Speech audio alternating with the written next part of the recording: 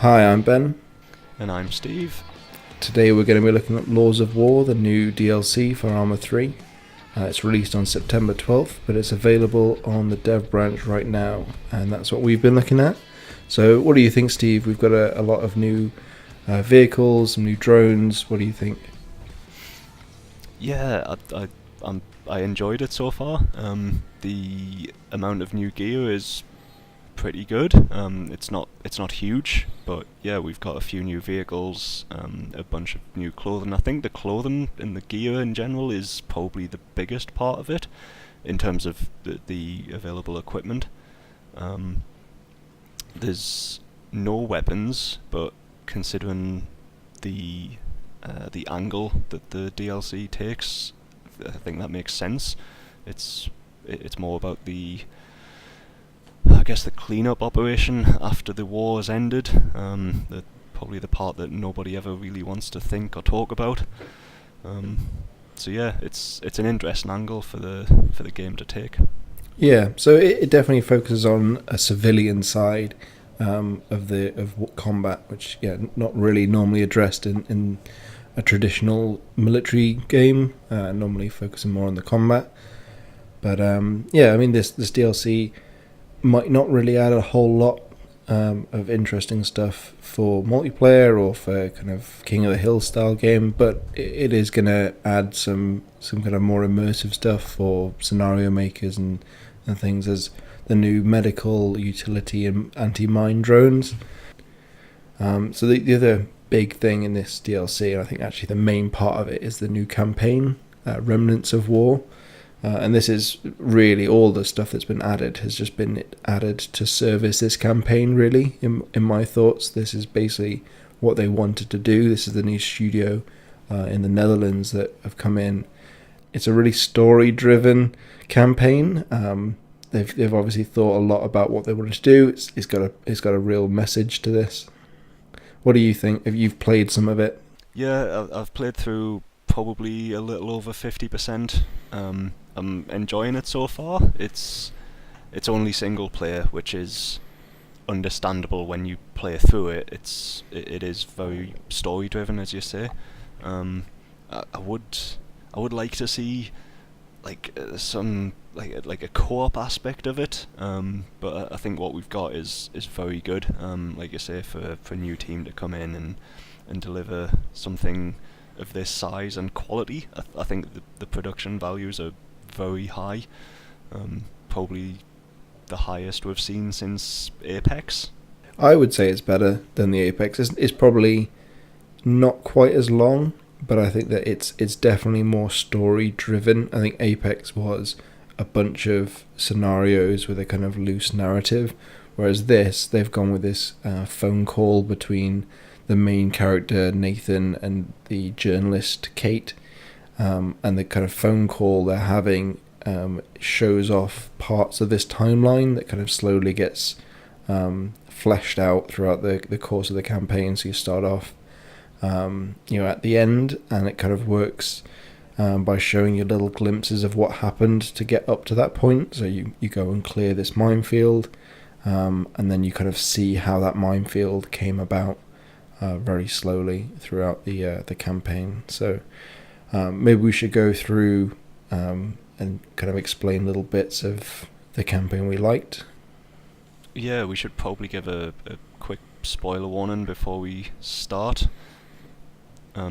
Obviously, we're going to be getting into details of the DLC, the campaign as part of the DLC, and parts of the storyline there. So if you've not played it and you want to play that through and have the full authentic experience, then yeah, this is your warning. We will be getting into spoilers.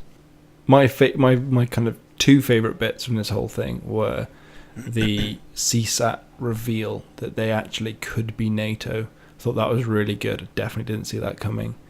And they did a really nice visual thing with it.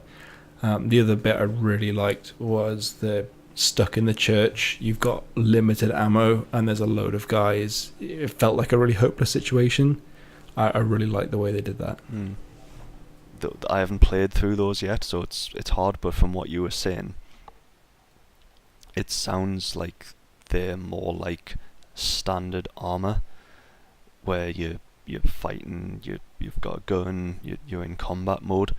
Alexis for me was, yeah, he had, I can't even remember if he was carrying a weapon, but he had the mines. He was going around placing mines, so it was somewhat like standard armor, but in the context of the story, it felt more like, oh yeah, this is kind of, at least up until that point, this is the part where the bad thing happened, where mines got placed. Admittedly, I've not played the rest of it, like I say, so I don't know it in terms of in the context of the story. Like what you're saying about pinned down feels like a hopeless situation. Maybe when I play through it and it's in the context of the story, it does resonate more with, Yeah. yeah, this is bad, not just a tricky game. Yeah, I think it was like normal armor in as far as like you've got a gun, you're shooting, but it was really unlike normal armor play because you've got such limited ammo. I genuinely thought, like, did they expect me to survive through this? I mean, I also made the mistake of you're supposed to plant more mines as a like last resort to keep the enemy out, but I didn't realize I was supposed to do that until like they mentioned it on the phone call as like, oh, he didn't plant mines, he resisted the urge to plant mines. I was like, oh right, shit, I should have planted some mines and made my life a bit easier, because I had plenty of opportunity to do that, but I didn't. So I think they wanted that to be another little psychological thing where like, yeah, this is another example of where someone is doing the bad thing by planting mines, but for a reason that you can understand. And then I imagine that what would have happened at the end of the game when you're clearing up mines, the mines that I planted that didn't go off would have also been there. And I think they probably wanted you to clear up a load more bodies of people who had died through landmines. But yeah, I shot them all. So a lot of the Nathan stuff, like you say, was filler. I think were the words you used, and I agree with that. A lot of the time I find that I'm just stood around waiting to be told via the phone call that's technically not going on at the same time that... Oh no, I suppose that when you're as Nathan, you are on the phone call. So yeah, I find a lot of the time I'm waiting for something to get said on the phone call to indicate what it is I'm supposed to do. Then I realised that you can go into the map and look at your tasks, so it made it a bit easier there. But yeah, I think so far the Alexis part, I actually really like the Adams one with the Peacekeeper. Again, probably because it was more armor-like than not for this scenario. Bit of combat, like I said, I died the first time.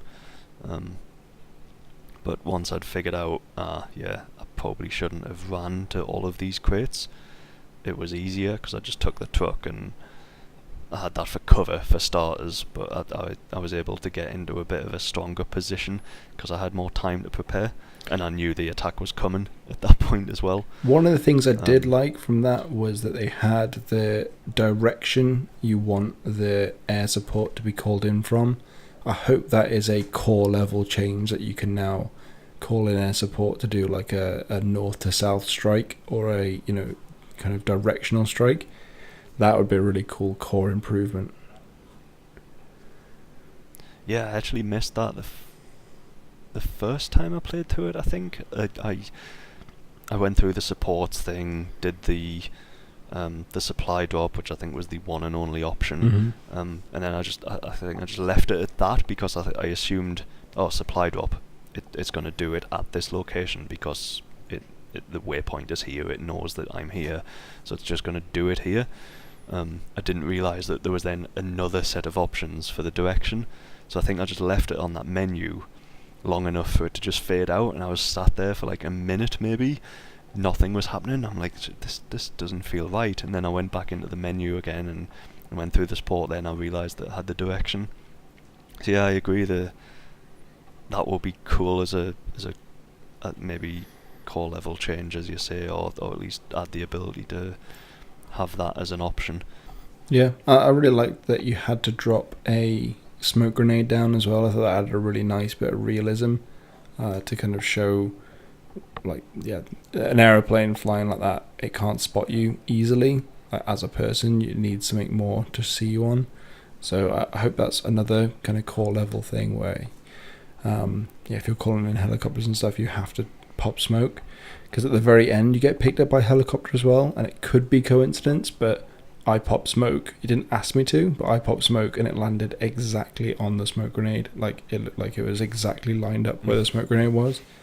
That could be coincidence, but I really hope that that's another core level thing that they've kind of, made landing aircraft on a smoke grenade kind of a bit more realistic. I'd love to see them add something like a laser lasso, where you get your IR laser and you just spin it in the air to show where you are, because the helicopters can see that from miles away. Yeah, it would certainly add a new level of realism to it. I like the fact that you had to shoot off the flare at the end as well. Not the very end of the game, but the end of the Adams section. Did you shoot off a flare? To indicate that you're safe. Oh, Yeah. I totally did not shoot off a flare. Because it cuts to the next bit where they're like, oh yeah, the flare. Like, I didn't shoot a flare. I didn't know what they were on about. I didn't have to do that.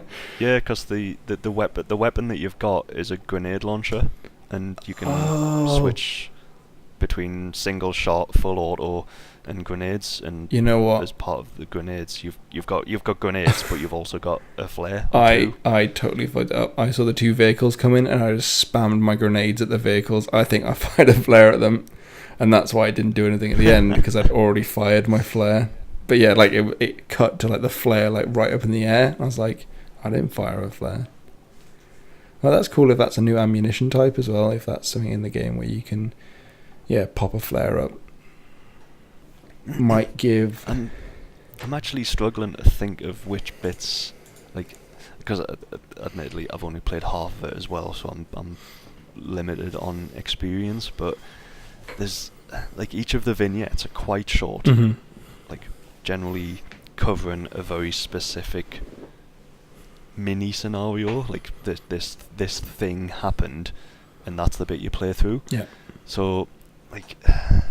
I think it's the overall story arc that is the thing. Like that's the thing to enjoy. It's the overall story.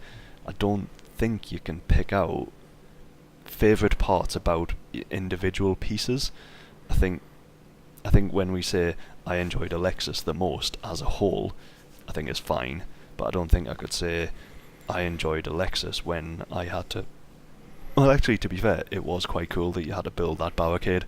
Yeah. Because that's just not ArmA at all. That's completely new. I couldn't even think about how they're doing like the like triggers for that. I was thinking like, how have they? Because they use the same tools that we do for scenario building. Like, how did they do a trigger for when that vehicle is roughly in that place? Like, yeah, there's a lot of custom coding going into this. What did you think of the bit? There was a couple of bits when you were playing as Nathan that were completely pointless, but there was one or two bits that I thought were interesting where you had to do the drone like mine removal. I spent easily 10 minutes trying to remove the drone the mines that were in the like in the village, but not by dropping a bomb on them, by really carefully landing the drone on top of the mine, right? So the circle perfectly like went around the mine, and then I found that if you then switched from the drone back to playing as Nathan, you heard an explosion, and then when you switched back to the drone, the mine had exploded but not damaged the drone. Like, I spent ages removing like 5 or 6 mines from the village like that, and it took so much time to get it perfectly landed on top of the mine. And then I was like, this just doesn't seem like it. This can't be how they expect people to remove mines. This doesn't feel right. I'm not doing the explosives. I'm not, And then I realized there's a big marker on the map that says like, yeah, you're supposed to be going over here. And I flew over to it, and it's like, yeah, click, like fire off the explosives overhead use auto hover or whatever. And I was like, oh, this is so much easier. Like, why have I been prattling around for 20 minutes trying to blow up like 2 mines? When I drop 1 explosive, it takes out like 7. Yeah, I really messed up that section. Like, when I first had the drone take off, I wiped out the second drone. So that was 1 drone down, and then the sensitivity on the drones themselves is so high. Like, I found it really difficult to position it in order to get the auto hover on, and then to drop the bombs. Like, I ended up flying into a tree, which slightly damaged the drone. I ran out of ammunition, so I had to take it back to the little camp to get it rearmed, and then I landed, got it rearmed, took it back up, went back over to the minefield, hovered far too low, dropped the ordnance, which blew up the mine, which blew up the drone, so I completely failed the mission. Oh, yeah. I think it was, once you know what you're doing, I think it's fine. But yeah, it didn't really tell you, like, fly up really high, drop it from far away, use the little radar thing to know where the mines are. It didn't really give you a lot of clues on that. There definitely seems to be a theme running throughout this entire DLC of actions have consequences, and I really like that. Is it necessary? No. Is it good? Yes. Yeah, actually, there's a part there in the end credits where they show. Actually, it's after you've cleared all the mines in the village. Like, it fades to black again, and that's where you get like the final mission success bit. And it shows at the very beginning. It said, like, in Altas there's 70,000 landmines, whatever it is. It shows that again, but this time it like ticks down based on the number of landmines you've cleared. So it's like, oh yeah, there's now 50 landmines less or whatever, however many it is you've cleared. That drops down by that figure to show also that your actions as a humanitarian NGO person clearing mines is also having an effect, which it goes into that narrative of every action is going to have an effect in the world, and it is quite a preachy political message that they're putting, but I think that it's interesting to see that in a game, especially a game like this, which is really easy to focus on the combat. Yeah, that's one of the comments that came into my head pretty much immediately as I started playing it, that in any other, maybe not any other FPS, but in most other, at least, FPSs, or most other games in general, maybe, I think this would feel very out of place, and, as you say, very preachy and political. But I think it fits quite nicely into ArmA because it's quite a realistic military simulator, or at least that's how I see it. I don't see it as an FPS per se. I mean, yes, it is a shooter game, it's first person, but I don't see it as that. I don't really see it as a game, I see it more as a simulator. So I think in that context it makes sense. I think you're completely right. I think they've done a really interesting thing here that wouldn't really fit in a lot of other games. And yeah, ArmA seems the perfect place to do that. So in terms of what it offers scenario makers or long-term effect on the ArmA platform, I don't think it's going to offer a lot immediately. I mean, the amount of gear that you get is modest. It's not a huge DLC. I've certainly seen bigger, but I think the idea is worth more than anything that they could have put in terms of tools or gear. So I think it's opened people's eyes to what could be done, or rather than how to do it, if that makes sense. So I'm definitely keen to see how people make scenarios based on this kind of idea, rather than with any particular civilian clothing or the specific anti-mine drones. They're not gonna change the ArmA landscape, but the idea, that's the powerful part, in my opinion. So that's probably a pretty good place to finish. I think we've covered everything. If you want to go and check it out for yourself, it's on the dev branch, or you can wait until September the 12th. This is a new thing for us. We don't often do reviews. So if you want to see more like this, give us a like, subscribe, and if you've got stuff that you want to see us cover, put it in the comments below, and we'll see you in the next one.